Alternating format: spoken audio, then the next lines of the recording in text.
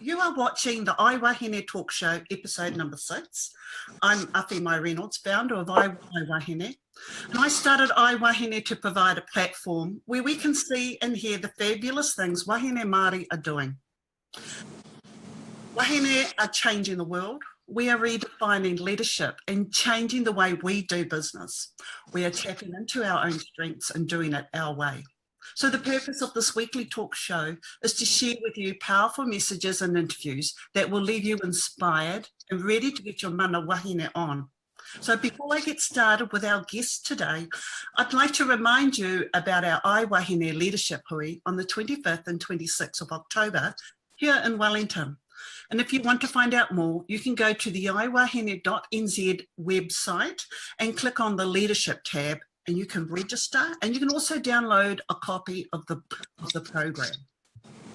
So let's get on with our show.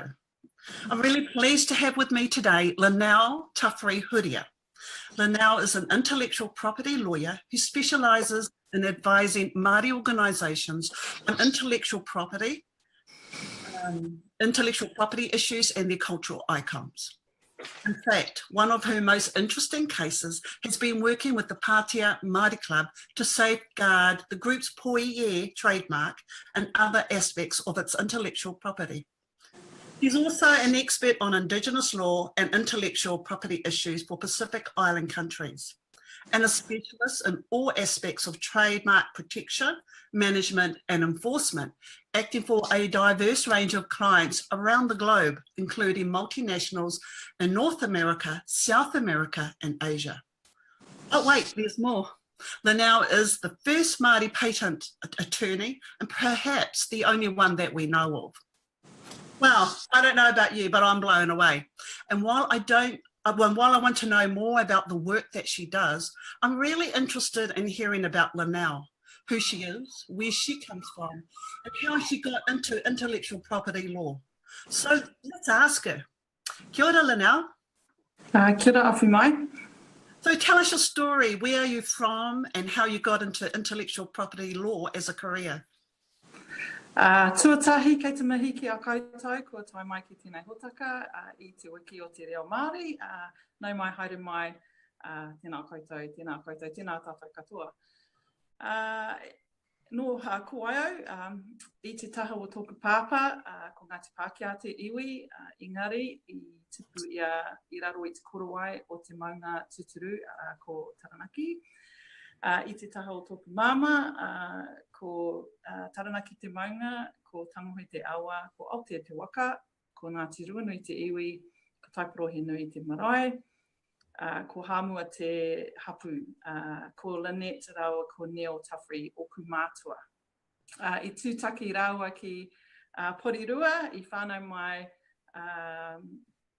toko whanga tamariki ki Porirua, I tipu mātou ki Porirua, engari kei te mohi o mātou ko Taranaki tō mātou haukainga, tō mātou kainga tuatahi. Ko Mark Huria Takutāne, no kaitahu ia, kei te noho mātou ko ngā tamariki, ngā tama I toru ki te whanganui atara, ko Lynell Huria, tōku ingoa, tēnā tātou katoa.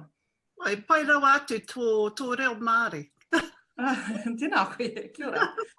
Kia ora. So yeah, kia ora. I originally, both my parents are from Taranaki, and they met in Wellington, and we were born and raised here in Wellington, in Porirua actually. And but we always knew that Taranaki was our home. We went home every school holidays. You know, every chance that we could get, we would head back to Taranaki. So Taranaki is, you know, although I grew up here in Wellington, Taranaki is really the home for me, our home. But we grew up in Tutahi Bay. My father moved to Wellington to do a degree at university. He was the first of his family to do so. He was the oldest child, of course, so that helped him be the first. But he moved away from home down to Wellington and did his degree here in Victoria. My mum was part of the migration south from Taranaki to find work, and she moved here very young, finished school when she was 16, 17 and moved to Wellington, and they met in Wellington and we grew up here in Wellington. My whole life I was pretty much encouraged to go to university. There was no question I was going to go to university, and I guess it was just a matter of what I was going to study. It was just always ingrained in us, that all of us actually, that we would do some tertiary education of some sort. And I actually started at university doing an accounting degree, wanting to be an accountant. I loved accounting. I loved maths and stats at school. One of those unusual geeks in that area, and felt that accounting was a way to apply that mathematical skills. I then didn't like accounting at university for whatever reason, and changed path and decided to focus my studies in maths and stats. And so I did a stats and operations research degree, and also completed my commerce accounting and economics degree, and also did a postgrad diploma in financial maths, planning to become an actuary and study to become an actuary. When I finished, so that was 5 years at university. When I finished, there was one job in Wellington. I don't think there was any other jobs in that field in entire New Zealand, but there was jobs in Australia. I wasn't quite ready to leave home, but I thought I'd apply for this job in Wellington. I was a shoo-in because I'd never missed out on anything in my life. I was the top of my class, got fantastic results. I was definitely going to get this job, and unfortunately I didn't. And it went to another person in my class who was of a different gender and different race. And it was kind of my first experience of bias in terms of, other people's biases towards me. And I was absolutely gutted. I was devastated. It was the first time I'd failed at anything that I wanted. And so it was quite devastating at that time. But, I was lucky. The whole time I'd been at university, I worked at AJ Park, and my father was a patent attorney here, and I'd worked my way up to almost a legal exec role. And one of the managing partner at the time said to me, what are you going to do? I said, I've missed out on this job. And he said to me, look, you've got a job here, but you've got to go do a law degree. And I fell into the law, started my law, thought I'd do this for a year. I'll find a job in actuarial work somewhere else, and one will come up. But I thoroughly enjoyed the law and loved doing my law degree, loved the work that I was doing here at AJ Park, and I stayed, and I'm still here today. So that was in 1995. Oh, wow. That sounds really awesome. By the way, if anyone has any questions, type them in the comments on Facebook or the chat book on Zoom. And I've got my wonderful assistant, Alicia. She's the person in the middle, for those who can see her. She'll be keeping an eye out, and we'll try and answer those questions at the end if we have time, okay? So you mentioned AJ Park. I don't know if people know who they are. So do you want to talk bit about AJ Park? What service do they provide, and where are they based? Sure.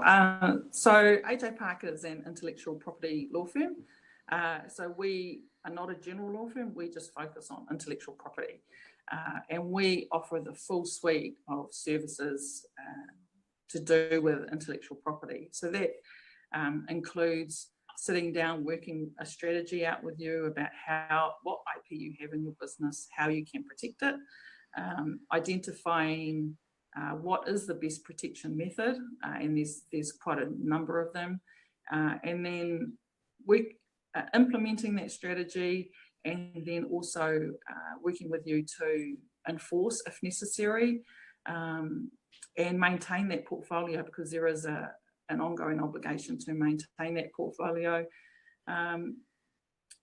And we also assist in helping you explore commercial opportunities to exploit that intellectual property. So it's quite a wide range of services. I particularly focus in the trademarks field within that sphere, and as iWahine mentioned, particularly indigenous rights and the conflict between the intellectual property system and those rights. Oh, so who are your main clients? Are they Maori, or they're just a whole range of different clients? So across the firm, our firm is pretty much 50% international, 50% local clients. So most multinational companies invest in intellectual property, and because intellectual property rights are territorial, you have to file and register in each country where you want to get protection. And a wide range of multinationals come to us to ask us to help them support, register their brands and patents here in New Zealand, and we assist them with that process. With local clients, we work a lot closer with them in terms of developing the strategy first, implementing that strategy, and then executing that strategy as well. So some of our clients, we work with a number of the Fortune 500 companies, McDonald's, Google, Microsoft are all, clients of the firms across the firm. And then locally, I've worked with a number of iwi, and particularly Wakatu and Kono, Ngati Puneke, Ngāpuhi, are just some of the iwis that I've been working with, as well as, the smaller businesses and, businesses that are looking to exploit or protect and exploit their intellectual property. Like mine, for example. Thank you. Yes. Thank you for helping me to protect iWahine as a brand.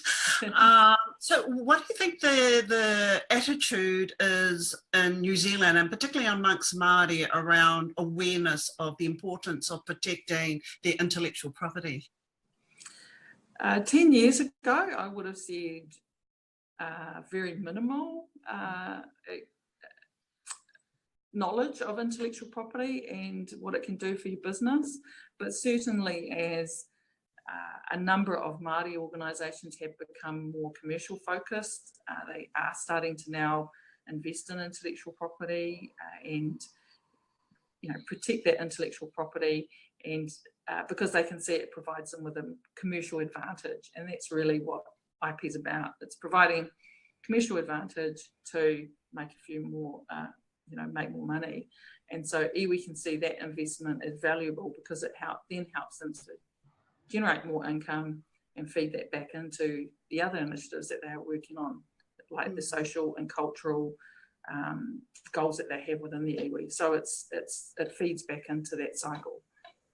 It kind of takes a while to get there, though, to think in the future, particularly if you're a small business. And you're just starting out. So and you're struggling usually when you're starting out, what would be your advice to someone starting out in a small business as to when they should start thinking about these things? I think I know the answer, but let me ask. Yeah, true. I mean, you're right. It is difficult because when you're starting out, you have a number of demands on your limited resources because you still need to make some money.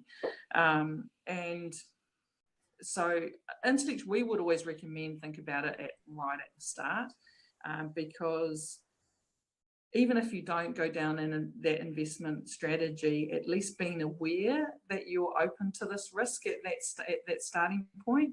And if you're prepared to take on that risk, then fine, that's all well and good. But say you launch your company and it is hugely successful, and then you find out somebody else in the meantime has jumped in there, then it takes a lot more work to get it back rather than if you've made that investment right at the start. So there's this balancing act, and a trademark registration is usually the best one and the least expensive to get relatively quickly and relatively inexpensively.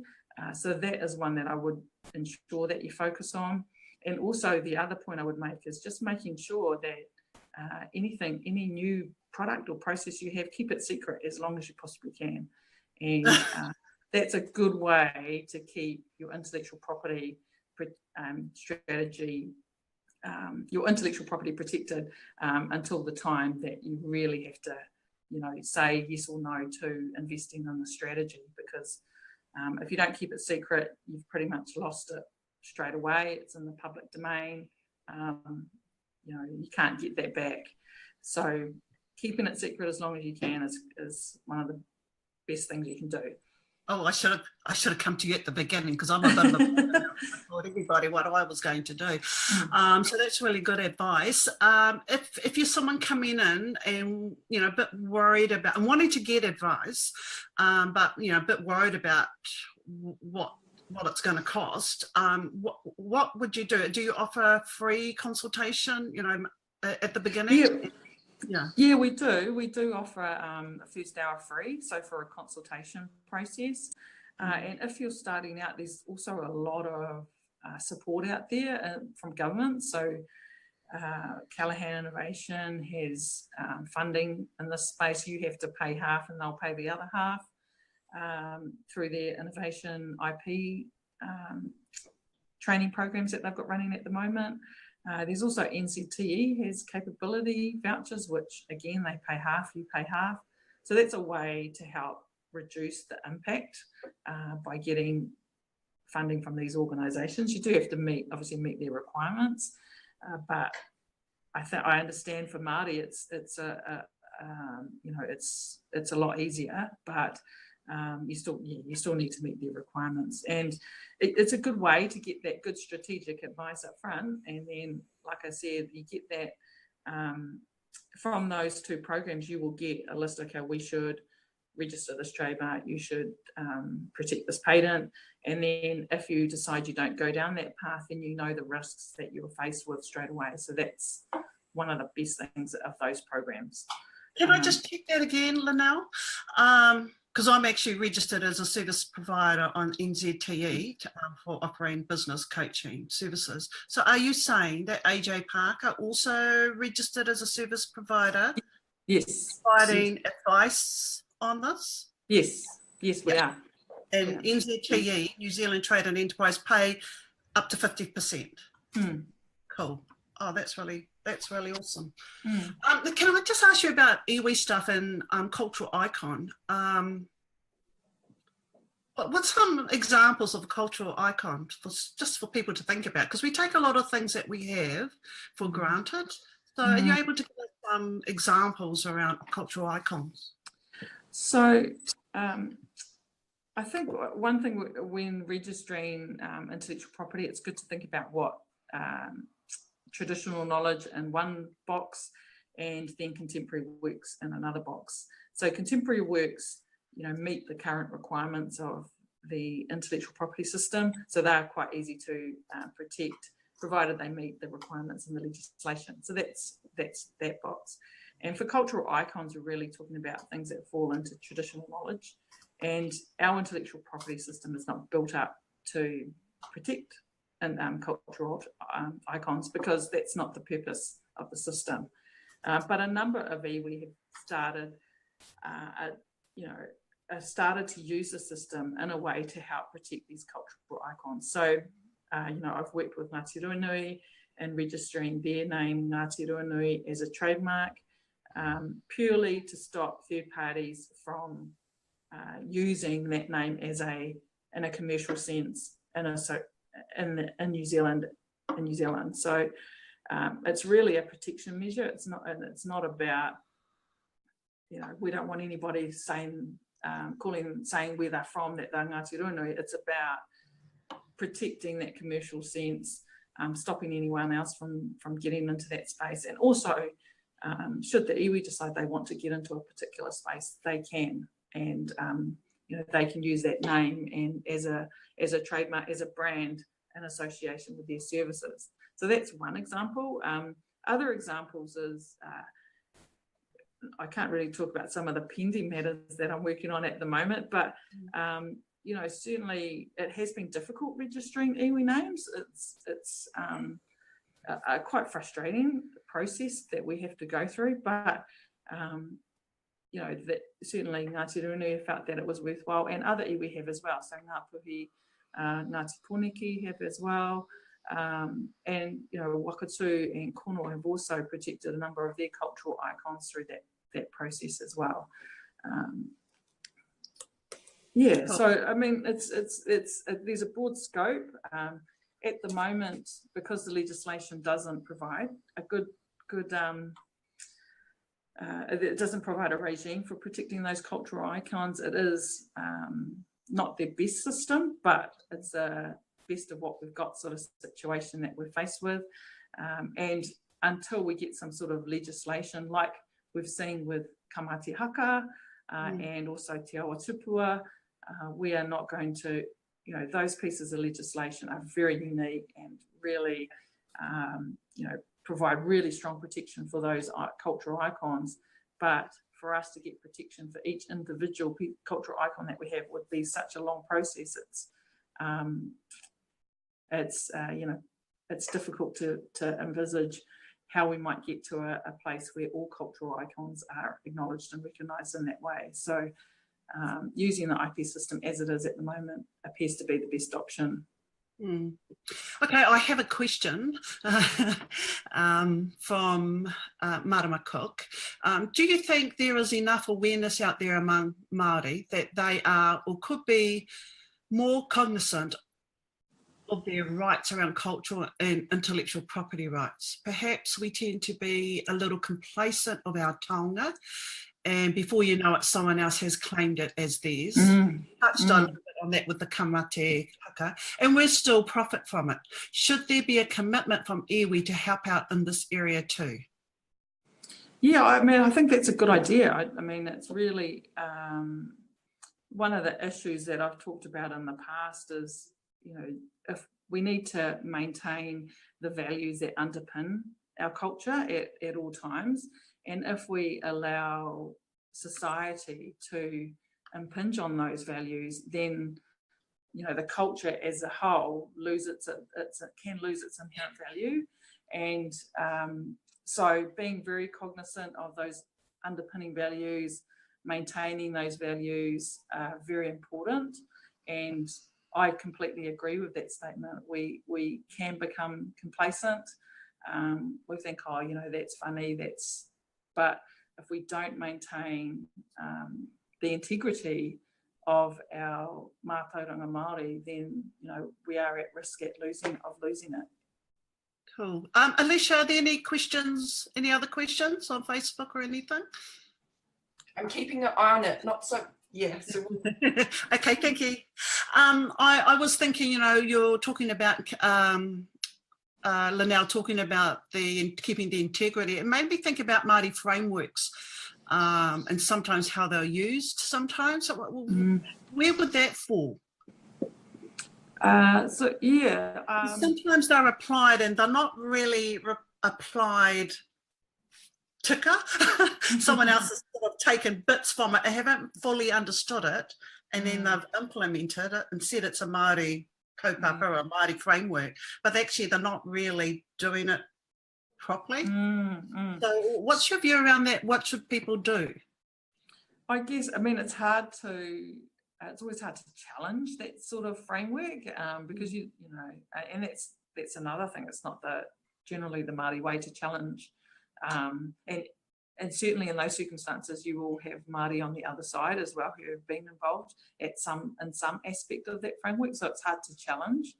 And I guess the way forward is for us to, it is important to challenge, and you can always challenge in a way that's, respects each other's mana and integrity. And that's also part of maintaining our own integrity at the same time.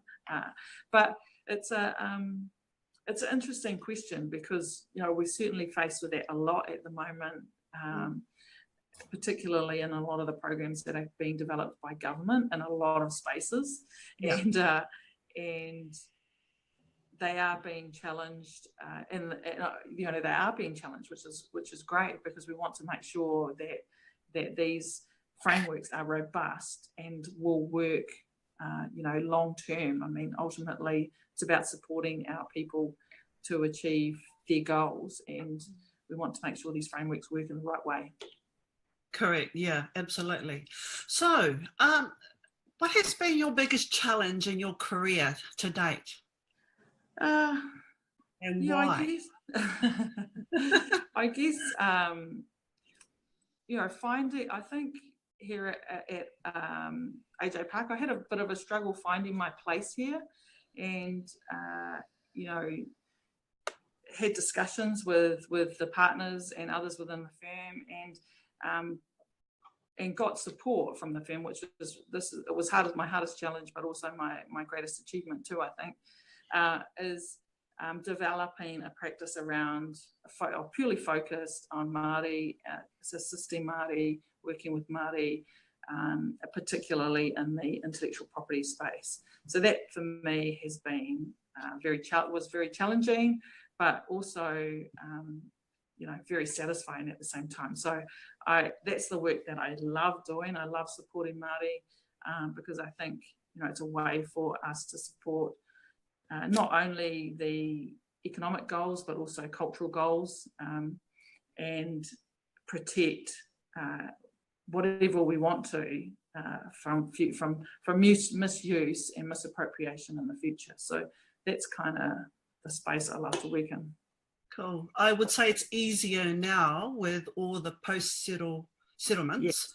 I could imagine it would have been more difficult previously because Māori clients wouldn't have been that, I'm going to be honest, profitable. You're in business to make a profit. So I totally get that. So yeah, I could understand it would have been challenging. So well done you. Thank you.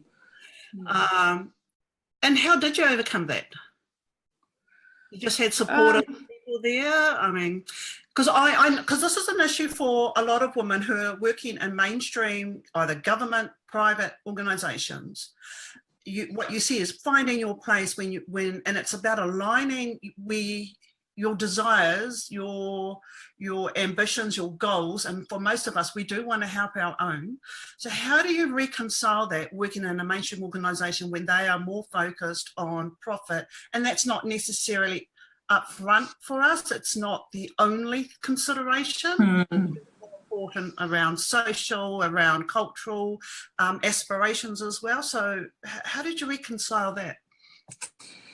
Yeah, I mean, I guess at the same time that I was pitching this idea, the Y262 claim was, in the mix, and certainly over the last, with that development arising in the industry, it was kind of critical to be at the forefront of what was happening in that space, because it could still have quite a significant impact on our intellectual property system in the future. So, the firm was really keen for me to keep my finger on the pulse in that space and monitor what was going on. And you're right, it was about being able to demonstrate an economic model that was going to work in the mainstream firm, but at the same time putting me in a position where I was able to do a job that was personally satisfying, supporting Māori business, Māori businesses, including Ngati Ruanui, to achieve their ultimate goals, which for me is, as I've mentioned, that's the work that I really love doing, and really, am focused on continuing to build that and support that space of the economy. So in terms of your workload, are you able to give a percentage of how much work is on Māori stuff versus your international stuff versus other work? Yeah, I guess most of the work that I do, probably, it's still quite a low percentage. It's probably 35%, maybe 30-35%. So it's probably about a third of the work that I do at the moment. 5 years ago it would have been 5%. So wow. So it's grown massively. That's huge. Yeah. So is it about, do people know about it? I mean, is it about getting your name out there? It's about raising awareness about how important this is? What is it? I mean, exactly. I mean, over the last 5 years, that's exactly what I've been doing. So speaking at seminars, speaking at conferences, writing articles on the topic, getting feedback from people who agree and disagree with me, which is, it's good to have debate. But that's exactly it. And the firm has been supportive in encouraging me to do that work as well. So it's been awesome. It's been really, and it's been very educational for me as well. I've learnt so much from a number of people who have worked in this field for, particularly those that were involved in the Y262 claim, who, did a phenomenal job over many, many years. So it's really good that your firm is supportive of you. I'm just trying to think, how did you do that? How did you get their support? I've worked in companies, so I know. How did you get this support? I guess I just had support within my team in particular. So the partner that my direct report, the person that I report directly to, he was very, very supportive of this initiative, as was the other partner in our trademarks team. She was also very supportive, and I guess they could see the results, and so that's why the investment has continued to happen.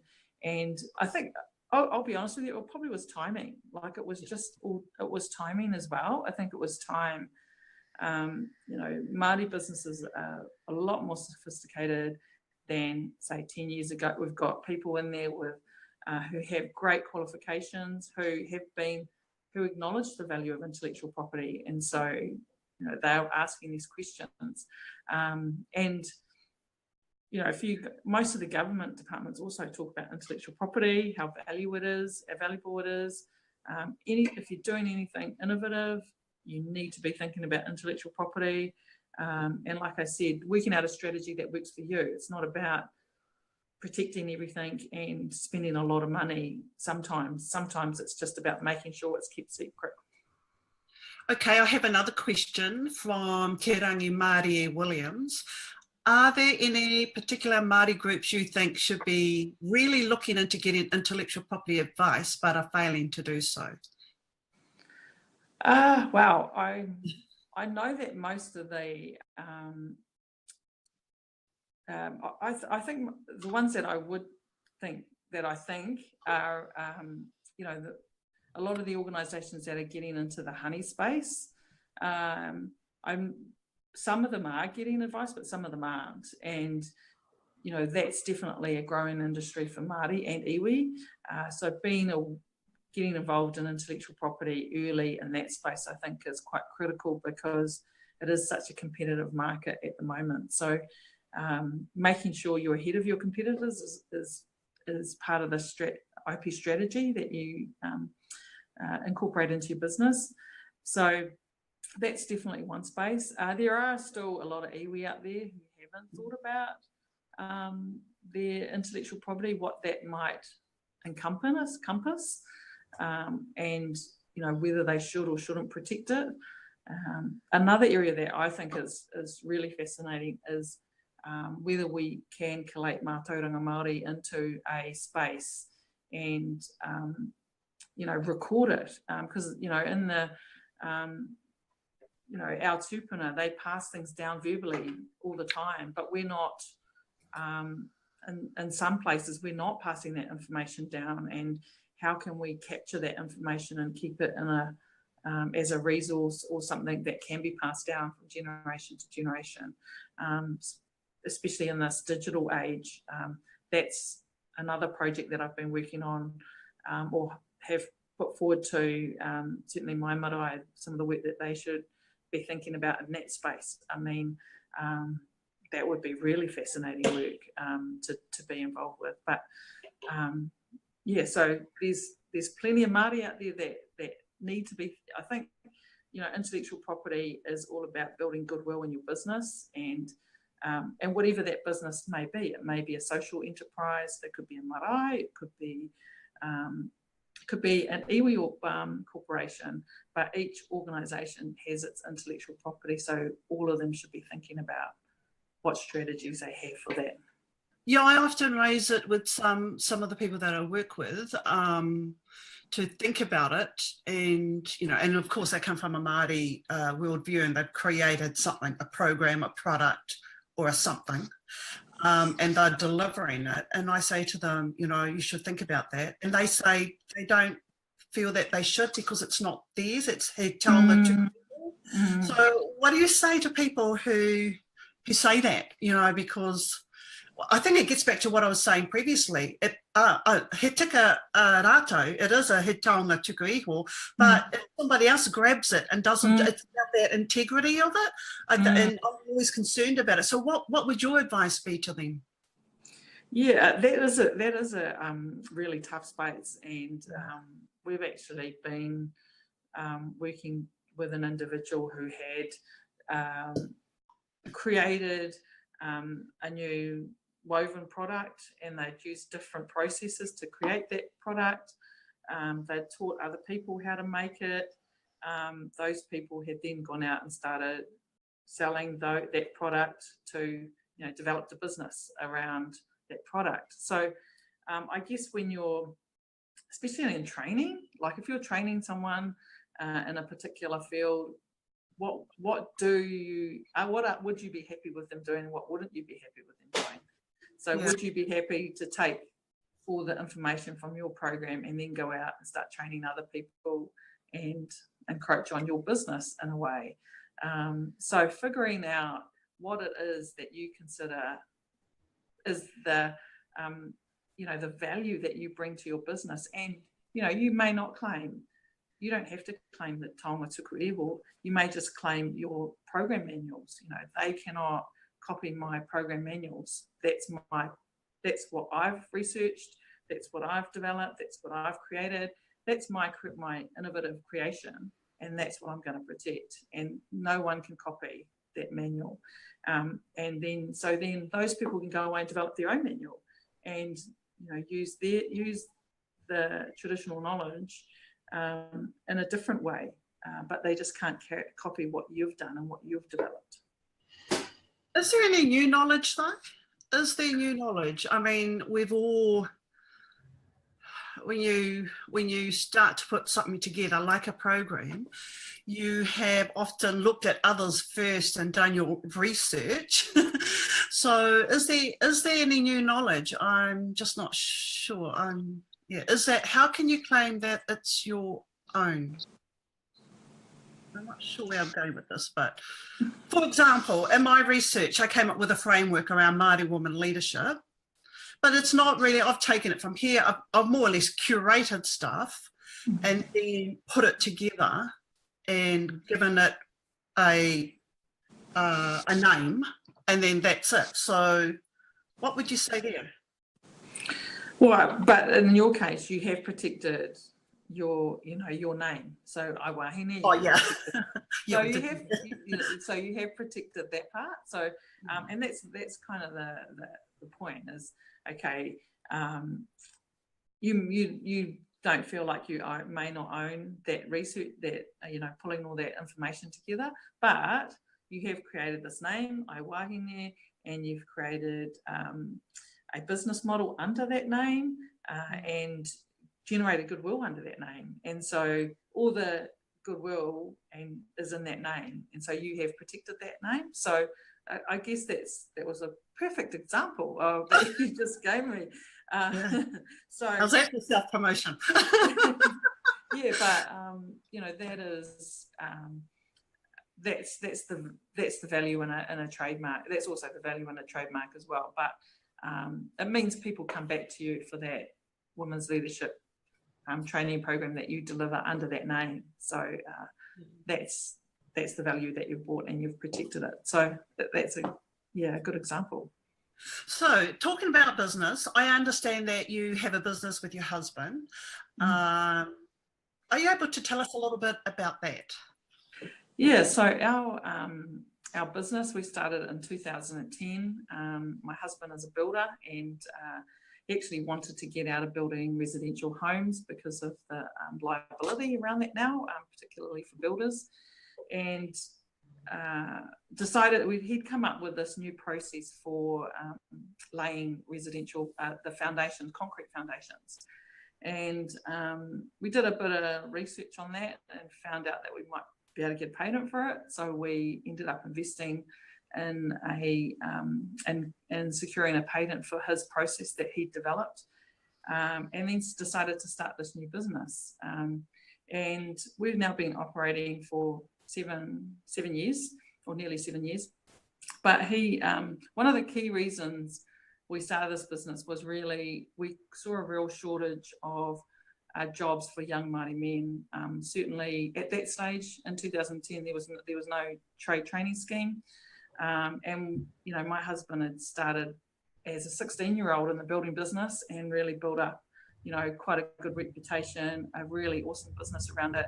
And we sort of thought, why can't other young men do this as well? So we encouraged, we started this business, our three boys, the school system didn't really work too well for them. So we decided to, one of the goals of this business was really about supporting Māori men and young men in particular who had little or no qualifications. And so this business was,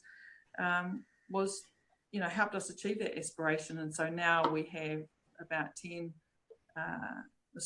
men working for us, young Māori men who, you know, have all got trades, are working in this industry, and it's been really awesome. And the growth has been quite phenomenal because he started out, it was just him at first. So, and selling that idea of the new process was quite a challenge too, but really satisfying to see, you know, that with that business is now survived and thriving.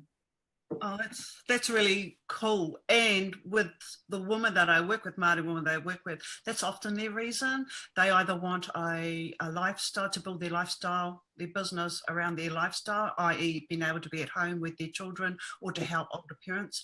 The other thing is to provide employment for whānau. So, you know, that's I think is another difference between Māori and other around there. So what advice would you give to other wahine thinking about going into business? Wow. I think go for it. That's first and foremost. I think go for it. I think there's, you know, all ideas are good ideas, and it's really about how you execute it, and you know, finding that execution structure that works for you is critical.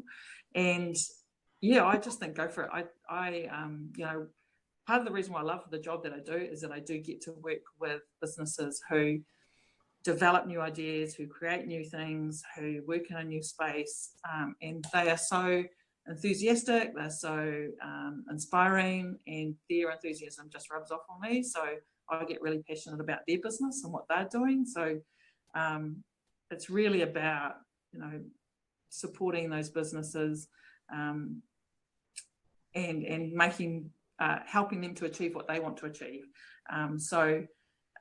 Yeah, go for it. I love working with people who, you know, innovative and creative and doing new things. It's just so inspiring.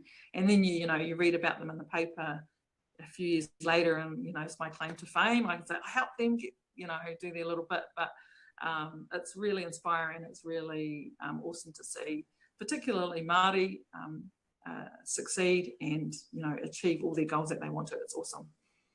So just maybe think about having, you know, how they talk about wraparound services in the social sector and the health and mostly the social sector. So just while you were talking, I was thinking we should provide a wraparound service for Māori businesses where you've got, you know, people like yourself providing intellectual property advice and others doing, you know, basic bookkeeping, accounting, and other legal stuff, business stuff, etc.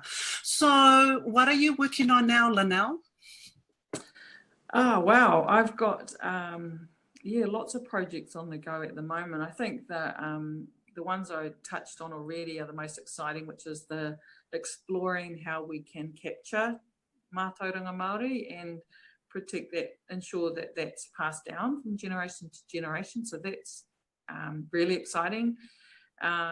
Still doing lots of work with particularly Ngati Ruanui around their IP, and they're doing some really cool, got some really cool initiatives there. They've got Tunui Code, which is their educational program in the digital space for youth that they've developed from nothing, which is fantastic, but their brand is Tunui Code. And so that's really exciting to see that happening. yeah, what else am I working on at the moment? I can't disclose the stuff that's not public, so that's part of the problem. But yeah, we understand. yeah, no, it's awesome. It's awesome. Cool. So in terms of your career, Lynell, what next for you? Partner at AJ Park, perhaps? Well, you never know. I wouldn't rule it out. I'm not going to rule that out. But yeah, I don't know. I guess definitely continue working in the space that I'm working on. And that for me is, you know, that's my high at the moment. I love working with Māori. In terms of our business, I think continuing to grow that and provide some support. We're sort of at the stage now where we have to work on developing our manuals that support our business. So that's a big initiative. And if anyone has any advice in that space, I'd love to have some advice myself, because that's my husband's not the what's the word? The written, you know, is not a written person. He's a creator, so that's will be my job. So, yeah, any tips would be awesome. But yeah, just you know, I've got our youngest son is having a moko in January, so that's going to be a new and exciting challenge for me. Nice. And we're going to have our moko at home, so that's going to be awesome. Oh, nice. So yeah, you could see me cut back hours actually, if anything. But yeah, still want to work with Māori and support them achieve their business goals. So just one last, I mean, it's time to wind up, but just one last question. I keep saying one last. And I was just thinking, you know, at the when we spoke earlier, we, you know, you said you're the first Māori to become a patent attorney. And you're not sure if there's any others out there, maybe the only Māori patent attorney.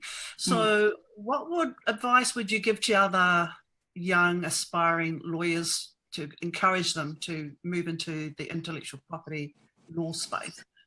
Yeah, I mean, again, just go for it. I mean, go for it. I mean, the exciting thing about the work that I do is really working with businesses who have created something new, and it's so exciting. They're, like I said, they're so enthusiastic. It's you know, they totally believe they got the next best thing since sliced bread, and you know, you just want to jump on board, you know, and it's really awesome. So it's a great field to work in. You're always working with ideas that are on the cutting edge, which is always exciting.